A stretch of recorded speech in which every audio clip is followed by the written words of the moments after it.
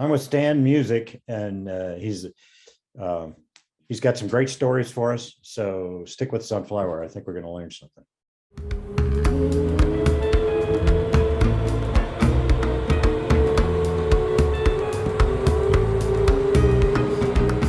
Hey, I'm Scott Perdue. Today on Flywire, we've got Stan Musick in the house. It's Thanksgiving, and we're going to talk a little bit about flying. Of course, that's all we ever talk about, frankly. But we're going to talk about flying, and he's got a couple of great stories, including one with a Corsair that nearly ate a valve. Not quite. Stan, welcome. Hi, Scott. How you doing today, my friend? I'm doing really well. Thanks for joining us. I know we've been trying to play phone tag here for a little while. Yeah, it's dueling schedules, but Thanksgiving is an appropriate day to do this one because this story makes you want to actually give thanks. I'm very grateful, and it actually adds to my motto: better lucky than good any day of the week. Well, great. Well, tell us about your Corsair story. Well, I have been flying the CAF Corsair for several years. As many of you know, the Corsair is one of the iconic fighters of World War II. It's an absolutely phenomenal, fun airplane to fly. There's lots of things about the Corsair that are unique, including observing some of the ergonomic features that aren't, and we can talk more about that at a later time if you'd like. It's fascinating to watch the development of aircraft over the years. The Corsair is powered by an R2800, R meaning radial, 2800 being the cubic displacement. It has 2,050 horsepower. The engine on our Corsair, our meaning the Commemorative Air Force, is now a downdraft carburetor instead of the original updraft carburetor. So it's not the original engine, it's the original size engine, original displacement, but the carburation is different. The engine has currently about 170 hours since a major overhaul. It's been a good engine, but like all aircraft, it has suffered a little bit at times from not being flown quite as much as we'd like. Prior to this last trip, we had to replace some spark plugs, and we had a cylinder that was leaking, and so we replaced a cylinder. The aircraft was flown from Falcon Field to the Eglin Air Force Base because we were doing some test pilot school work in the Mustang and had to put an air show in the middle of test pilot school. Flew the Corsair from Eglin to Punta Gorda, Florida for an air show. The flight down was flawless. In fact, flying over the beach and flying over the water-land junction evoked lots of memory or lots of impressions of what it would be like to fly one of these things in the Pacific in World War II. It was to me, a very meaningful moment. Obviously, I had no experience like that, but just knowing what the gentleman that flew this airplane in World War II faced, this was pretty cool to do. I did 3 performances at the Punta Gorda Air Show. The aircraft ran absolutely flawlessly. In fact, I talked to the crew chief on the phone and said, this thing is running better than it ever has. That's always a bad statement to make, as you know. That will bring the jinx down upon you. I got ready to leave. I went back, topped off with gas after my last performance on Sunday, and in prior coordination with the air boss, planned to take off to depart to the north. As is often the case, there's a temptation to skip the run-up. Fortunately, I did not. I did a run-up, and it was perfect. The run-up was just absolutely to the letter perfect. I took off. They had a jet act working over the show line, and I was on the west side of the airport, and I took off and stayed low and got about 16 to 18 miles north of the airport and was climbing through 6,000 feet. At that juncture, it went from running perfectly to almost a grinding sensation, which I honestly thought was the engine disassembling itself internally. In prior years, I had a 3350 fail and had a master rod bearing go bad, and it shed metal all through the aircraft. I'm sorry, all through the engine. And at that point, that one froze up solid. And again, better lucky than good, I happened to be close enough to the airport to get back on the airport. I immediately turned back towards Punta Gorda because I'm out over the swamp. And momentarily, the engine quit altogether, just stone cold dead. I attempted a mag check. I worked the throttle and the mixture and found a combination where it would run I could maintain about 26 inches manifold pressure and 2,200 RPM. And it would periodically bark and shake and quit, bark and shake and quit. And I just kept nursing it back towards Punta Gorda. Obviously, I declared an emergency, called the Airbase on the Airbase frequency, and did a quick assessment of what was the closest airport. Not only was Punta Gorda the closest, but I knew they would have CFR sitting there, and I knew the Airbase would be on the frequency, and I could get back down if I made it that far quickly. I was looking at water and swamp, and actually initially figured that we're fixing to go down in the swamp, but managed to keep it running, though at a slower airspeed. Got it back overhead the airport. I did not decrease altitude at all until I was over the airport, and then gradually reduced the power, made a power off and descent and landing. And Gunny, I don't remember if I sent the YouTube video, but there is a YouTube video of the approach and landing, and you can hear the aircraft snorting and barking and carrying on. Ironically, the mechanic in Punta Gorda that ended up working on the airplane has a lot of round motor experience. He was not at the air show, but I overflew his house directly, and he said, I came out, and he said, I could tell that ain't normal. It was kind of convenient to have some eyewitnesses to the fact that the airplane was not running correctly and came down with, or correction, was flying with definitively abnormal engine function. Right overhead.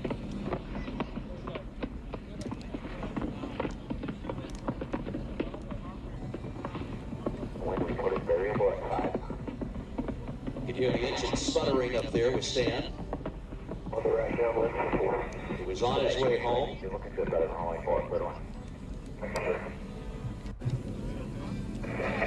Wayne Boggs bag of hammer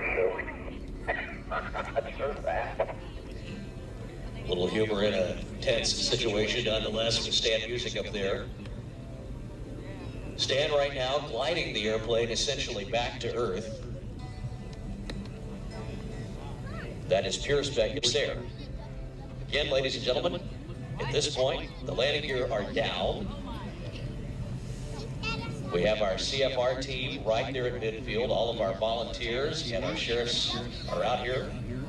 Plenty of first responders. Not to worry. And Stan Musick brings back the stricken Corsair. Of course, a scene played out countlessly during World War II. And our pilots train every single day for an emergency landing, just like the one you're witnessing right now. But look at this as he rolls out with the Corsair. And folks, if I hadn't said anything, you never would have known there was a problem. Stan Musick returning to Earth there in the Corsair. How about a round of applause for him, ladies and gentlemen? That's how you want to have a situation like this unfold. He was on his way home, back to Atlanta, when clearly the Corsair began experiencing some trouble. But you did awesome. Thank you, sir. Alright, let's turn off here and let me know what you want to do, if you want to stop and get towed or whatever you need to do. I still have a lot of pressure. I'm going to taxi if it's okay with you. Still intermittently running enough that I can clear everything, and then we can not slow up the show. We got to go there. I'm sorry, that'd be a ramp anyway. Roger that. Left turn here, then he goes south on Alpha. You'll see Scott up ahead of you in the L39. He's about to cross, and you can taxi as requested. Santa Claus 33 en route. Nicely done, sir. Sorry, I didn't disrupt the show.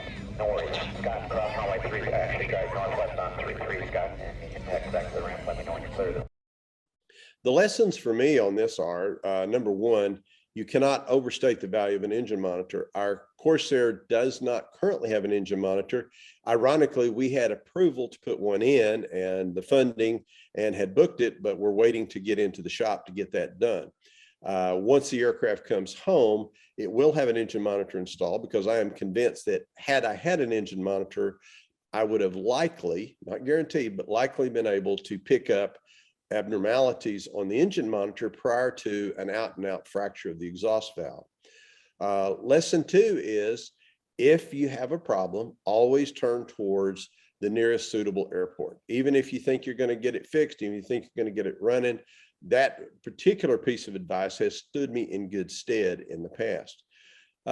Lesson 3 is try to find a throttle mixture prop combo that allows the engine to make some power. Interestingly, the propeller cable, which is routed from obviously the cockpit down to the engine compartment, passes behind some exhaust stacks, and it got so hot that it froze altogether. The prop cable cannot be moved and will have to be repaired / replaced prior to flight. As you'll see on the exhaust valve pictures, there is significant burning of the exhaust valve. Of interest is that one of the immediate things that was done as diagnostic work was to borescope all the cylinders. And initially, the borescope looked pretty good on this because you couldn't see kind of behind the fractured valve. And as you see the blowtorch on the valve, you can tell that this was clearly not running correctly. Ironically, the aircraft had no metal in any of the screens. I fully expected to have an engine full of metal based on my prior 3350 failure. And luckily, we did not. The compression test showed all the cylinders to be fine except this one cylinder, and it had a 0 compression. And because you could tell a little bit of an abnormality on the borescope, decision was made to pull that cylinder. And of course, once the cylinder came off, it became abundantly clear that the exhaust valve was burnt and was actually missing a piece. The last lesson is declaring an emergency is a great idea. I had to interrupt some really good aerobatic performers, including Patty Wagstaff. I felt terrible for interrupting their show, but on the other hand, I had a nice long runway, had full attention of CFR and everybody I needed. And of course, I had to have a discussion with the FAA. And once I discussed it with them, there was 0 problem, 0 difficulty. And as we all know, there is an inherent reluctance to declare an emergency, but I would strongly advise at any time there's a doubt, declare an emergency, get on the ground and sort it out on the ground. Yeah, I absolutely agree. Even if you have to write up a report or something like that, it's better to have the priority and be safe about it as much as you can and recover the airplane. That's a great story.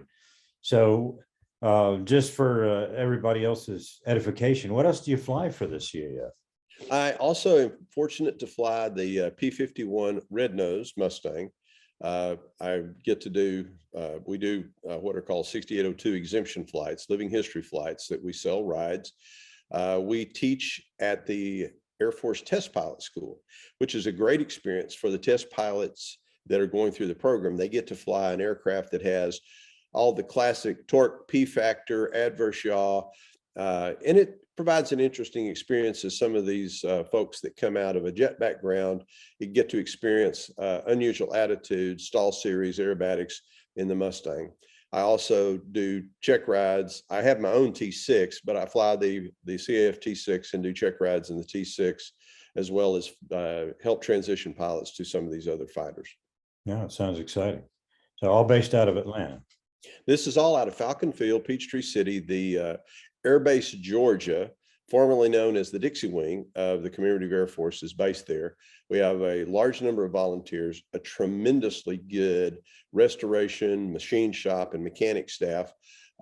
We have some extraordinarily talented individuals. I feel very lucky to get to work alongside some of them and get to fly the aircraft. It's a great deal, which is why this is the place I chose to retire. Tell you that I thought, as you and I discussed, I thought there's enough here that might be of interest. As I mentioned, I had, now it's been a couple of decades ago, I had a 3350 master rod bearing failure, which was similar, except that the oil temperature went up, the oil pressure went down, and had that very similar grinding sensation. And it ran for just another minute or two, and I was able to get it on the ground at an airport.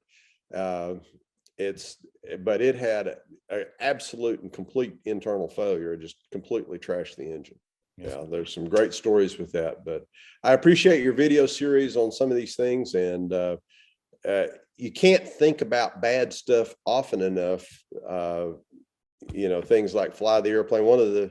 Ironically, one of the things I teach a lot of my T6 guys is I will give them a partial power failure and where they have to fly the airplane, not at minimal controllable airspeed, but at a markedly reduced airspeed where they can maintain altitude.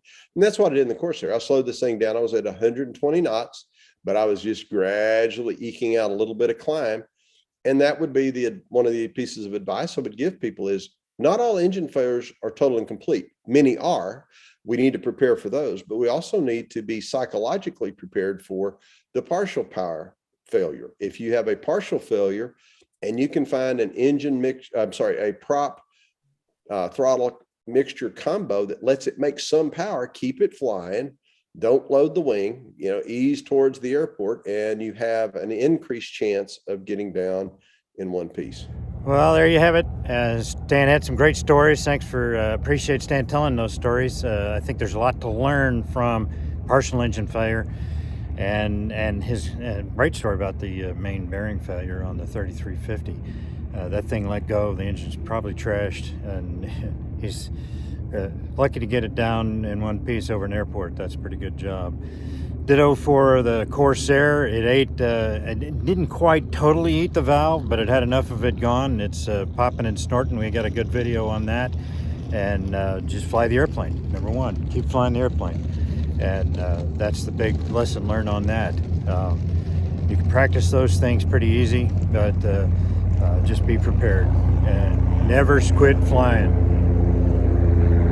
Here at North Las Vegas Airport, and the weather's actually good. There's been great weather, except for winds been blowing like stink and gusting up to 30 and all that for a couple of days. This morning it didn't so bad, so I think maybe we're going to take Charlie out and go fly today finally. Anyway, thanks for watching. I hope you liked it. If you did, hit like and subscribe. It looks a bit like this here. And I'd like to thank my Patreon supporters. I don't have that list to put it up today, but if you'd like to support the channel, I'll leave a link down below. Thanks for watching, and we'll see you next time on Flywire.